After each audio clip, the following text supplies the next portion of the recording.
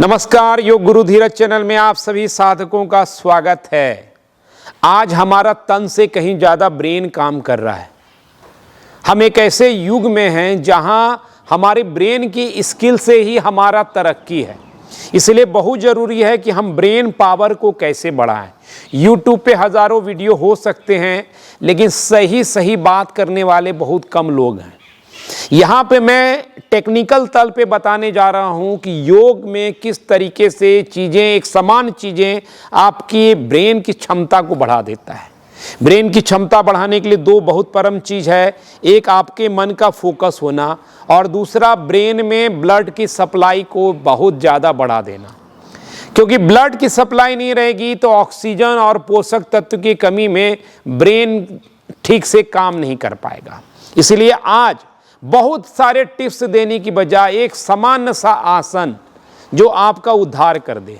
और कभी कभी आप हमेशा याद रखिए कि अगर कपड़ा फटा हुआ हो तो सुई ही काम करता है, तलवार नहीं। तलवार से आप कपड़े को सील नहीं सकते हैं और फट ही जाएगा। इसलिए कभी कभी क्या होता है कि ब्रेन पावर के नाम पर हम शीर्षासन की सोचने लगते हैं, और शीर्षासन सबके बस की बात नहीं है। और कोई बस की बात में है भी, शीर्षासन करने के कई सारे चैलेंज हैं, नुकसान भी हो सकते हैं। गलत पद्धति से आपके गर्दन पे मोच भी आ सकता है, और स्पाइन की सारी नसें जो गर्दन से होते हुए ब्रेन पे जाती है उसको हम डिस्कम्फर्ट कर सकते हैं। बहुत सारी समस्या हो सकती है। इसीलिए शीर्षासन सही गुरु और सही अभ्यास को डेवलप करने के बाद ही होना चाहिए। यूट्यूब को देख के शीर्षासन करना कायदे से सही नहीं है। तो एक आसन जो शीर्षासन से ज़्यादा सरल हो और उससे ज़्यादा आसानी से किया जा सके, मैं बता रहा हूं, जिससे ब्लड का फ्लो ब्रेन की तरफ बढ़ेगा। अगर जिस भी व्यक्ति को यहां तनाव है, एंजाइटी है, सिर भारी भारी लगता है, माइग्रेन भी हो, सिर में छोटा मोटा दर्द हो, ये आसन करके देखिए, आपको लगेगा तत्काल उद्धार होने वाला है। क्या करना, इस आसन को 1 से 2 मिनट एक बार में कीजिए। दिन भर में 4 से 5 बार छोटे छोटे समय में जब भी मौका मिले कीजिए। आपका उद्धार कोई रोक नहीं पाएगा, और ये आपको बहुत रिलीफ भी देगा, मन को शांति पहुंचाएगा। करना क्या है, मैट के आखिरी में सीधे लाइन पे खड़े हो जाइए। आपका दोनों हील मैट के किनारे से मिलना चाहिए, अलाइन होना जरूरी है, ये ध्यान रहे। अब कमर पे हाथ रखिए, सांस लीजिए, स्पाइन को लंबी कीजिए। प्रसारित पाद उत्तान आसन के लिए सांस छोड़ते हुए झुक जाइए। यहाँ पे ध्यान देखना, जैसे आप झुकेंगे आपके हो सकता है कि बहुत ज़्यादा पाँव में स्ट्रेच लग रहा हो।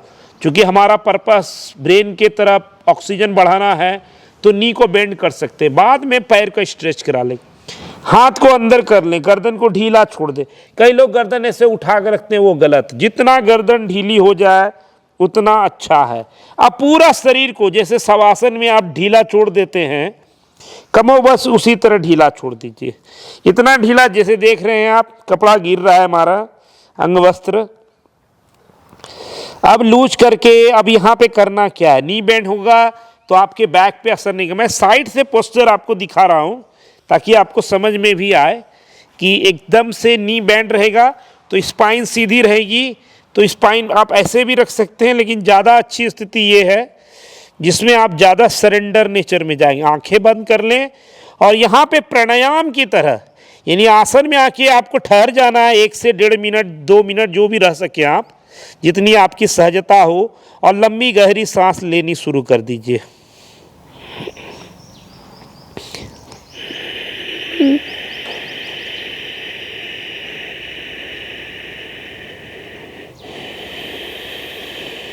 आपको थोड़ी बहुत सांस की आवाज़ भी आ रही होगी। तो यहाँ पर सहज रहना है, शांत रहना है। नी बेंड रहने से आपको ओवर स्ट्रेच नहीं होगा। अगर आप नी सीधा करेंगे तो आप देर तक नहीं टिक पाएंगे, कमर पे भी दबाव आ सकता है। और हमारा यहाँ प्रयास क्या है कि हम ज़्यादा देर तक रहें। आप देखिए, मैं जैसे जैसे रह रहा हूँ मुझे अच्छा लग रहा है, मेरे आँख में भी रिलीफ है। ख़ासतौर पे आज के ज़माने में जब मोबाइल दिन भर हम पकड़े रहते हैं, बहुत ज़्यादा काम कंप्यूटर पे है, ये आसन अच्छा है। आप वापसी करना हो तो क्या करना है, हाथ कमर पे लाएं, स्पाइन को थोड़ा धीरे से सीधा करें, सांस लेते हुए उठना है। धीरे धीरे धीरे धीरे सांस लेके मैं ऊपर आया, आँख को थोड़ा सा शांत होने देंगे, तब खोलेंगे। आप पूछेंगे कि कमर दर्द है तो कर सकते हैं। हाँ, नी बैंड रहेगा तो कमर दर्द हो कुछ भी हो तो आप कर सकते हैं, एकदम कर सकते हैं। शीर्षासन में आप इतनी सहजता से जो रिजल्ट इस आसन में मिल रहा है वैसा आप प्राप्त नहीं कर पाएंगे, गारंटी है। तो ये शीर्षासन का समझ लीजिए कि एक तरह से उनसे ज़्यादा असरदार आसन है। इससे आपके पैर में भी स्ट्रेचिंग होगी, आपका कमर दर्द भी ठीक होगा, क्योंकि कंप्यूटर पे या मोबाइल पे बैठ के जो अब आप काम करते हैं, सिर्फ आँख या ब्रेन ही नहीं थक रहा है, आपका पोस्चर इनकरेक्ट हो जाता है। आप बैठे बैठे से काम करते हैं, आपका बैक खराब होता है, ये बैक ठीक करेगा। आपका हिप में जो है लगातार बैठे रहने से प्राण का फ्लो खराब हो जाता है। इसीलिए पुरुषों को, क्योंकि ज़्यादातर ऑफिस में पुरुष जा रहे हैं, पुरुषों को प्रोस्टेट की समस्या हो रही है, क्योंकि ब्लड का फ्लो इस रीजन में नहीं जा रहा है।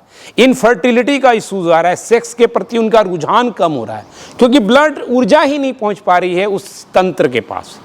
तो ये आसन क्या करता है, आपका हिप थाई रीजन पे ऑक्सीजन सप्लाई को भी बढ़ाता है।